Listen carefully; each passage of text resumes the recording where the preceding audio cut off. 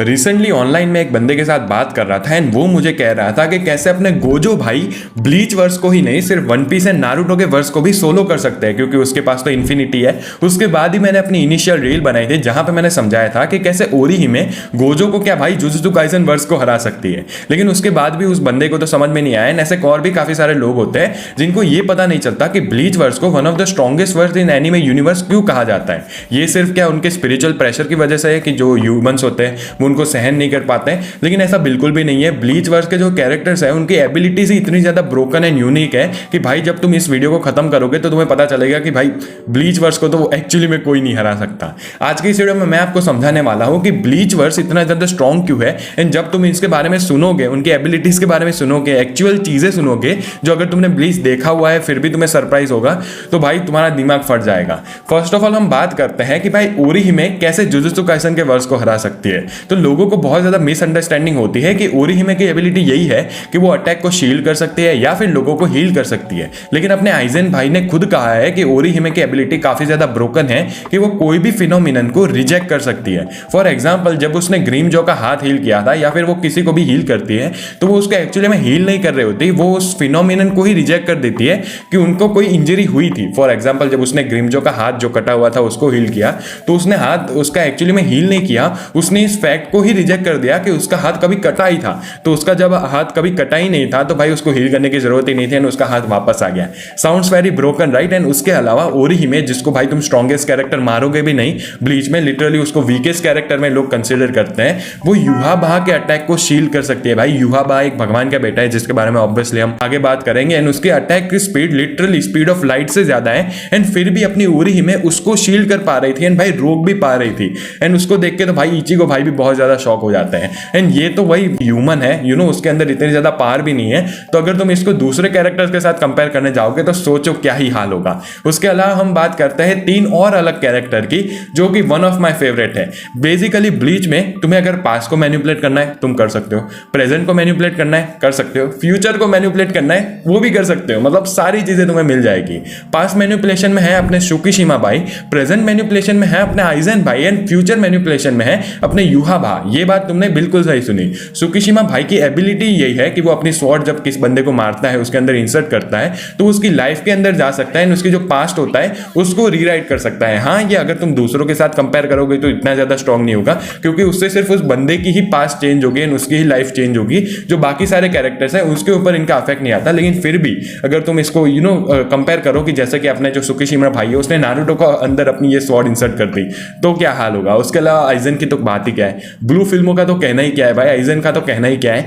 वो बंदा लिटरली सबको हिप्नोटाइज कर सकता है। अभी मैं तुम्हें एक बहुत ज्यादा एक्सट्रीम एग्जांपल देने वाला हूं, मुझे पता है बहुत सारे लोग इससे गुस्सा होंगे लेकिन फिर भी मैं देने वाला हूं। ड्रैगन बॉल यूनिवर्स ही एक है जिसके सामने तुम ब्लीच को कंपेयर कर सकते हो पॉपुलर एनिमे की बात करें तो, क्योंकि ड्रैगन बॉल यूनिवर्स की रॉ पावर ही इतनी ज्यादा है। लिटरली भाई वजीटा हो गया, गोकू हो गया, भाई वो प्लेनेट को ही डिस्ट्रॉय कर देंगे तो अपने सोल रिपर्स कहां जाएंगे। लेकिन अगर तुम भिड़वाओ गोकू को आइजन जैसे बंदे से भाई जिनको पता ही नहीं लगेगा गोकू को कि भाई वो फाइट कर भी रहा था कि नहीं, क्योंकि आइजन उसको ऐसा हिप्नोटाइज कर देगा, उसको ऐसे इल्यूजन में डाल देगा कि गोकू को लगेगा कि वो भाई सब ठीक है, लेकिन उसको पता चलेगा this was a perfect illusion, welcome to my Soul Society. वो वाली चीज है। आइजन भाई लिटरली भाई युहाबा से लड़ता है, उस बंदे की तो बात ही क्या है भाई, वो तो अलग ही बंदा है। लेकिन अगर हम नॉर्मल एग्जांपल भी ले तो वो 5 सेंसेस को कंट्रोल कर सकता है, मैनिपुलेट कर सकता है। तो उसके सामने तुम भाई किसी भी कैरेक्टर को डाल दोगे, स्पिरिचुअल प्रेशर तो छोड़ो, उसको पता ही नहीं चलेगा। उसके अलावा युहाबा तो अलग ही लेवल पे, literally Quincy King, Soul King का बेटा भाई, उसकी एबिलिटी तो अलग ही लेवल पे जाती है। वो लिटरली फ्यूचर की टाइमलाइन को ही मैनिपुलेट कर सकता है। वो खुद देख सकता है कि भाई फ्यूचर में इसके अलावा क्या होगा एंड भाई मेरे लिए कौन सी अच्छी टाइमलाइन रहेगी, तो वो उस टाइमलाइन में जाके जीत सकता है। अभी इस बंदे के सामने तुम किसको ही भिड़वाओगे जो लिटरली फ्यूचर को मैनिपुलेट कर सकता है। इतनी ज्यादा मेहनत लगी थी अपने इचिगो एंड आइजन भाई साहब को उसको हराने में फाइनली, तो भाई उसका तो कोई कंपैरिजन आता ही नहीं है। उसके अलावा अपने इचिबे भाई हो गए जो कि स्क्वाड 0 के कैप्टन है, वो लिटरली अगर तुम्हारा नाम को इरेज कर देगा तो तुम्हारा एग्जिस्टेंस ही मिट जाएगा।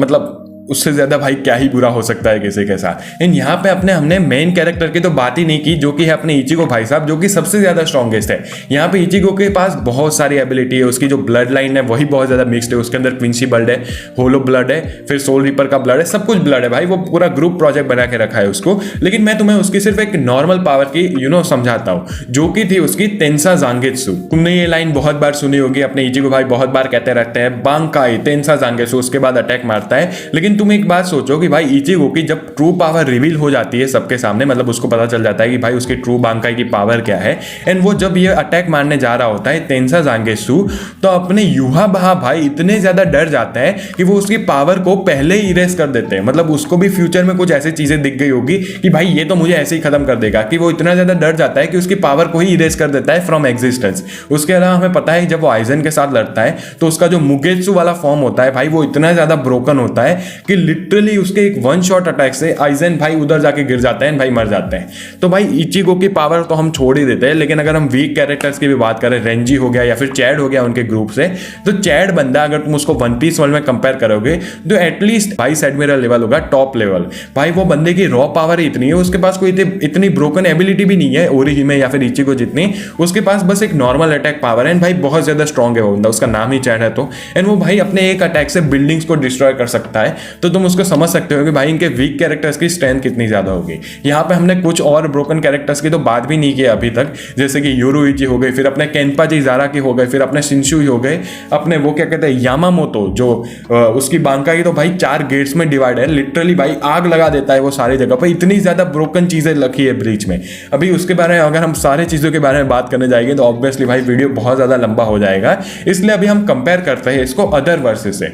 जैसे कि हम बिग 3 को ही लेके चलते हैं, तो अपने नारुतो वर्स की पावर की बात करें, सिर्फ नारुतो की मैं बात कर रहा हूँ, बोरुतो को इसमें अकाउंट नहीं करते क्योंकि फिर ओत्सुजुकी एंड सीबाई वगैरह आ जाएंगे। लेकिन भाई नारुतो का वर्स प्लेनेटरी लेवल है भाई, उसके अंदर ओत्सुजुकी जरूर आता है जो कि बहुत ज्यादा स्ट्रॉन्ग होता है, वो आउटवर्ल्ड बीइंग है, लेकिन उसके अलावा तुम बात करने जाओ तो वो इतने ज्यादा स्ट्रॉन्ग नहीं है। एंड भाई अगर तुम उनको किसी से भी भिड़वा दो, एक आइजन बंदा हो गया, युहा बहा हो गया, इचिगो होगा, तो भाई स्पिरिचुअल प्रेशर के अलावा भाई वो आसानी से नारुतो वर्स को सोलो कर सकते हैं। वन पीस वर्ल्ड की बात करें तो यहाँ पे लूफी ने जब गियर 5 अवेकन किया, वो वॉरियर ऑफ लिबरेशन बन गया, सन गॉड बन गया, तो हाँ उसकी पावर काफी ज्यादा ब्रोकन बन जाती है, क्योंकि वो रियलिटी को शिफ्ट कर सकता है काइंड ऑफ। उसकी पावर के बारे में अभी फिर से डिटेल में नहीं जाते हैं, लेकिन उसको तुम अगर एक ऐसे कैरेक्टर के साथ भिड़वा दो जो कि इचिबे हो गया, जो कि उसके एग्जिस्टेंस को ही मिटा सकता है उसकी पावर की, या फिर युहा बहा हो गया जो उसकी पावर को ले सकता है, या फिर आइजन हो गया जो उनको मैनिपुलेट कर सकता है, तो लिटरली तुम्हें लगता है लूफी या फिर जोरो कोई भी बचेगा उनके सामने? उसके अलावा जैसे मैंने वीडियो की स्टार्टिंग में कहा था, ड्रैगन बॉल वर्स आता है क्योंकि उनकी रॉ पावर बहुत ज्यादा स्ट्रॉन्ग है। लेकिन भाई जैसे मैंने कहा भाई, अगर अपने आइजन भाई जैसा कोई आ गया जो उनको मैनिपुलेट कर सकता है तो कोई कंपैरिजन नहीं होगा। यहाँ पे मैंने स्पिरिचुअल प्रेशर की तो बात की ही नहीं है। यहाँ पे एक चीज जरूर हो सकती है कि वो भाई प्लेनेट को ही डिस्ट्रॉय कर दे अपने गोकू एंड वेजिटा, तो यस वो बात अलग हो गई कि भाई उनके पास कोई जगह रहेगी ही नहीं। लेकिन ये बात भी जरूर है कि ब्लीच में भी काफी सारे अलग डोमेन्स भी है एंड भाई अलग जगह पे है जहां पे वो जा सकते हैं। ड्रैगन बॉल के ऊपर मैं थोड़ा बायस्ड हूं, one of my favourite anime, तो उसके बारे में ज्यादा बात नहीं करते। लेकिन अगर तुम बिग 3 को हटा दो एंड कुछ और ज्यादा स्ट्रॉन्ग वर्ड्स जो मुझसे मिस हो गए उसको हटा दो, तो जुजुत्सु काइसन लिटरली ओरिहिमे भाई इनफ है जुजुत्सु काइसन वर्स के लिए। क्योंकि भाई यहाँ पे कुछ लोग ये बात नहीं समझते कि जब अपनी गोजो भाई अपनी लिमिटलेस इन्फिनिटी यूज करेंगे तो अपनी ओरिहिमे उस फैक्ट को ही रिजेक्ट कर देगी कि उसने लिमिटलेस अपनी यूज की है, तो उसकी लिमिटलेस कुछ काम ही नहीं करेगी। उसके अलावा अगर तुम आइजन, युहा बहा, इचिबे फिर से उन लोगों कैरेक्टर्स को लाओगे तो भाई अपने गोजो भाई उधर कुछ कर ही नहीं पाएंगे। एंड भाई जुजुत्सु काइसन के वर्स के अलावा एक और वर्स है जो बहुत ज्यादा स्ट्रॉन्ग साबित हो सकता है, जो कि है वन पंच मैन वर्स। क्योंकि भाई साइतामा को एक पंच ही मारनी है, लेकिन ये बहुत ज्यादा हाइपोथेटिकल चीज हो जाएगी। कुछ लोग डिबेट कर सकते हैं कि साइतामा बहुत ज्यादा स्ट्रॉन्ग है, वो एक पंच मार लेगा, लेकिन अगर ब्लीच के फैंस है फॉर एग्जाम्पल मी, हम ये भी कह सकते हैं कि भाई वो मैनिपुलेट कर सकते हैं या फिर वो उसकी पावर को एग्जिस्टेंस से मिटा सकते हैं, साइतामा को ही मिटा देंगे। तो ये सारी चीजें बहुत ज्यादा हाइपोथेटिकल हो जाएगी, तो मैं बिग 3 के ऊपर ज्यादा डिबेट नहीं करूंगा। लेकिन यस, जो कुछ लोग हैं भाई जो नए एनीमे देखना स्टार्ट कर रहे हैं, भाई कहते हैं कि जुजुत्सु काइसन और डीमन स्लेयर सोलो लेवलिंग वाले इनको हरा देंगे, तो वो तो बिल्कुल भी गलत है। उसको तो भाई मैं तुम्हें लिख के देता हूं, ब्लीच वाले वर्स को नहीं हरा सकते वो। ये वाला वीडियो इधर तक ही रखते हैं, ज्यादा डिबेट नहीं करते हैं। वीडियो पसंद आए तो लाइक कर देना, चैनल पर नए हो तो do subscribe. Thank you so much for watching, bye bye.